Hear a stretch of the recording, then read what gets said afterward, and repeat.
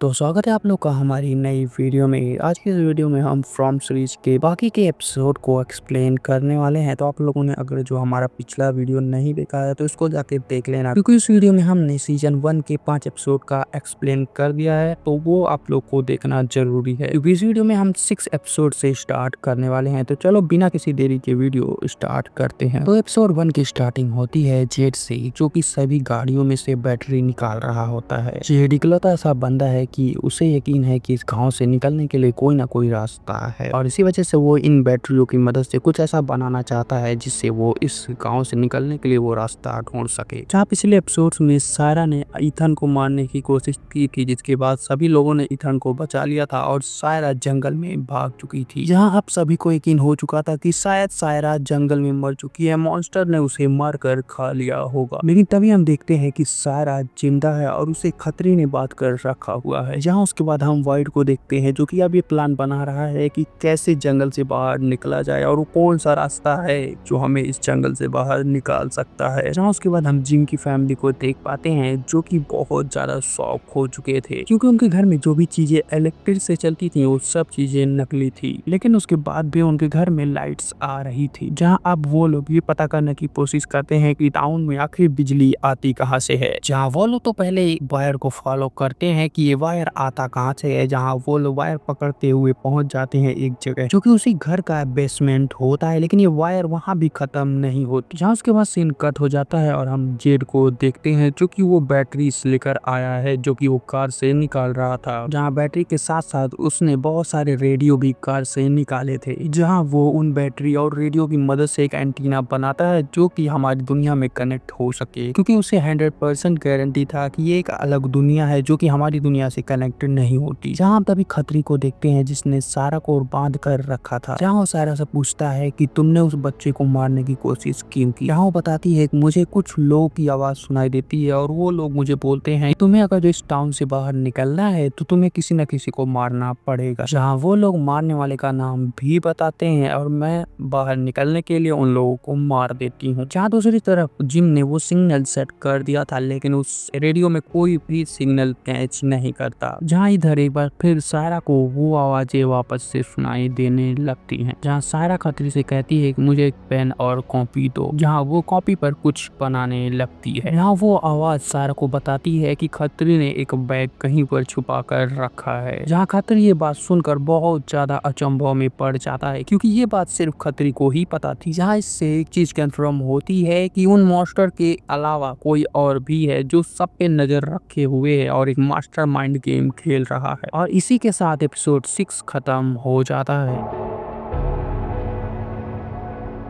जहाँ 7th episode की starting होती है खतरी से, जो कि बॉयड के पास वो बैग लेकर पहुंच जाता है। इधर बॉयड जंगल में जाने की तैयारी कर रहा था, क्योंकि उसे भी वो रास्ता ढूंढना था जहां से इन लोग को बाहर निकाला जा सके। इधर जिम रेडियो को लेकर बहुत ज्यादा परेशान था, क्योंकि रेडियो से कोई भी सिग्नल नहीं मिल रहा था। जहाँ अब वो ये डिसीजन करता है कि वो इस रेडियो के एंटीना को बहुत ही ऊपर सेट करेगा, जिससे सिग्नल बहुत अच्छी तरीके से कैच कर सके। इधर डेवी बेसमेंट को और अंदर तक खोदने चालू कर चुकी थी, क्योंकि उसे उस वायर का एंड देखना था। इधर कॉलोनी हाउस में जहां बहुत सारे लोग रहते हैं, किसी की वजह से एक खिड़की खुल जाती है, जिसकी वजह से बहुत सारे मॉन्स्टर घर में घुस जाते हैं। इधर खतरी वाइड को अपनी हकीकत बताता है कि वो इस गांव में कैसे फंस गया था। जहां बोलता है कि एक सामयिक बच्चा उसके पास आया और वो घर नहीं जाना चाहता था। जहाँ खतरी उसे बहुत मनाता है और एक चॉकलेट देकर उसे घर भेज देता है। जहाँ खतरी जब घर पर आता है तो उसे वो बच्चा बार बार याद आता है, और इसी वजह से वो उस बच्चे के घर पर जाता है। जहाँ वो देखता है कि उस बच्चे का बाप उसे बहुत बुरी तरीके से मारता है और बच्चा मर जाता है, जिसके गिल्ट में खतरी बहुत ज्यादा परेशान हो जाता है और वो एक पुलिया के ऊपर खड़ा हो जाता है, जहाँ से वो मरने वाला था। लेकिन तभी उसे एक आवाज सुनाई देती है और वो अपनी कार में बैठकर इस विलेज में पहुंच जाता है। जहाँ इस बात से हमें ये पता चलता है कि इस गाँव में जितने लोग भी फंसे हैं वो लोग किसी न किसी गिल्ट में थे, और इसी वजह से इस गाँव में वो लोग फंस जाते जाते हैं। यहाँ उसके बाद खत्री बॉयड को सायरा के बारे में बताता है जो कि अब उसके कब्जे में है। जहाँ खत्री बॉयड को बताता है कि सायरा की मदद से हम लोग इस टाउन से बाहर निकल सकते हैं, लेकिन उसके लिए कुछ जुगाड़ करना पड़ेगा। इधर मॉन्स्टर ने पूरे कमरे में हमला करके सभी लोगों को मारना स्टार्ट कर दिया था और उस घर में बहुत सारे लोग रहते थे, इसी वजह से वहाँ पर मौत का तांडव स्टार्ट हो गया था। जहाँ इसी घर में हम विक्टर को देखते हैं जो कि अब यहाँ से भागने की फिराक में था क्योंकि मॉन्स्टर इसे भी मार सकते थे। और ये विक्टर वही था जिसने ऑलरेडी बहुत सारे कब्र खोद रखे, जैसे उसे पता था कि इस घर में मॉन्स्टर घुसने वाले हैं और यहाँ पर बहुत लोगों की मौत होने वाली है। इधर खत्री और बॉयड्स को पता चलता है कि मॉन्स्टर ने हमला कर दिया है, जहाँ वो लोगों की मदद करने के लिए दौड़कर आगे आते हैं। जहाँ जितने लोग भी बचे थे उन सबको एक गाड़ी में बैठाकर खत्री आगे ले जा रहा था, लेकिन तभी एक मॉन्स्टर खत्री पर हमला कर देता है और वो उसे पूरी तरीके से घायल कर देता है। जहाँ बॉयड खींच कर उसे गाड़ी के अंदर तो ले आता है, लेकिन खत्री बहुत ज्यादा घायल हो चुका था और उसकी मौत तुरंत ही हो जाती है। जहाँ अब किसी को कुछ समझ में नहीं आ रहा था कि वो लोग क्या करें और यहीं पर एपिसोड 7 भी खत्म हो जाता है।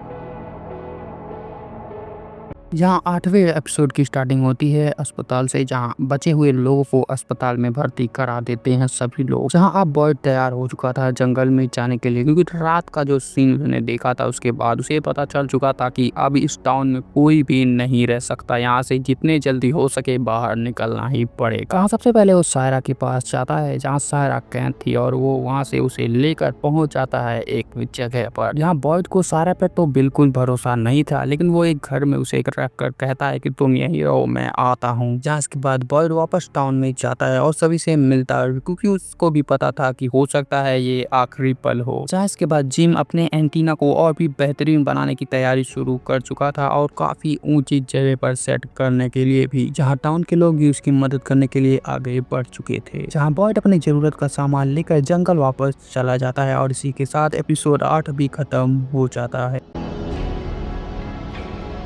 शुरुआत में बॉयड और सायरा दोनों जंगल की तरफ आगे बढ़ना स्टार्ट कर देते हैं। यहाँ चलते चलते वो एक गुफा के पास पहुंचते हैं। रात होने वाली थी तो वो लोग उस गुफा के ओर रुक जाते हैं। जहाँ एक बार फिर सायरा और बॉयड जंगल की और अंदर जाने के लिए तैयार हो जाते हैं और तभी जंगल की कुछ अंदर जाते ही उन्हें बहुत सारी खतरनाक आवाज सुनाई देती है। जहाँ वो लोग उस आवाज का पीछा करते हुए वो लोग एक पेड़ के पास पहुंचते हैं, जहाँ पेड़ के ऊपर कुछ बोतल टांगी हुई थी और उन बोतल में कुछ पर्ची डाली हुई थी। जहां बॉयड उन बोतल को नीचे उतार पाता उससे पहले ही सायरा को दोबारा से वो आवाजें सुनाई देने लगती हैं और उसे फिर से दौरा पड़ना स्टार्ट हो जाता है। इधर जूली अभी भी बेसमेंट को खोद रही थी क्योंकि अभी भी बिजली का सोर्स उसे नहीं मिला। उसके पास से हम दोबारा से सायरा को देखते हैं जिसकी आंख खुलती है और वो देखती है कि अब अंधेरा हो चुका है। जहाँ वो और बॉयड एक टेंट में रहते हैं, जहाँ बॉयड ने उस पेड़ पर से एक बोतल ही उतार ली थी जिस पर लिखा हुआ था 64। जहाँ सायरा बॉयड को बताती है कि इस बार की आवाज बहुत ही अलग थी। जहाँ इस आवाज में मुझे ये सुनने को मिला कि इस जगह पर मॉन्स्टर से भी बढ़कर और खतरनाक चीजें हैं। तभी अचानक बॉयड की टेंट को कोई घसीटते हुए कहीं ले जा रहा था। जहाँ बॉयड को कुछ भी समझ में नहीं आ रहा था कि तावीज लगने के बाद भी उस टेंट को कोई कैसे हाथ लगा सकता, लेकिन अचानक से टेंट रुक जाता है और जब वो लोग बाहर निकल कर देखते हैं तो एक बड़ी सी रोशनी दिखाई देती है और इसी के साथ एपिसोड 9 भी खत्म हो जाता है।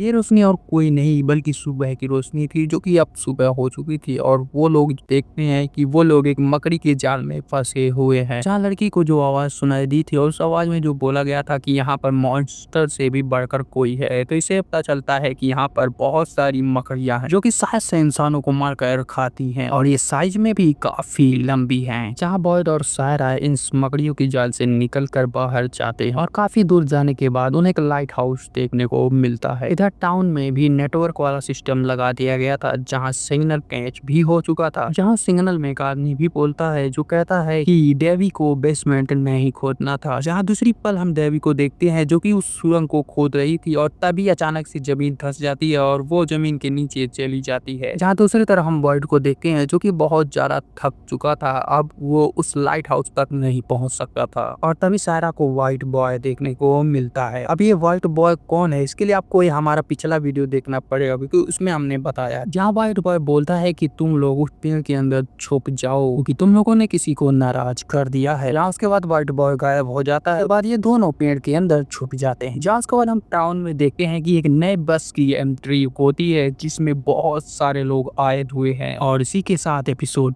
10 भी खत्म हो जाता है और इसी के साथ सीजन 1 भी खत्म हो जाता है। यहाँ बहुत सारे सवालों के साथ ये सीजन खत्म होता है, लेकिन इसका सेकंड सीजन भी आ चुका है। लेकिन आप लोग कमेंट करोगे सीजन 2 तो मैं इस पे वीडियो बनाऊंगा। तो ये थी आज की हमारी वीडियो। तो हमारी वीडियो को पसंद आई, वीडियो को लाइक, चैनल को सब्सक्राइब कर लो। ऐसी इंटरेस्टिंग वीडियोस पाने के लिए मिलते हैं आपसे न्यू और इंटरेस्टिंग वीडियो में। तब तक के लिए बाय बाय।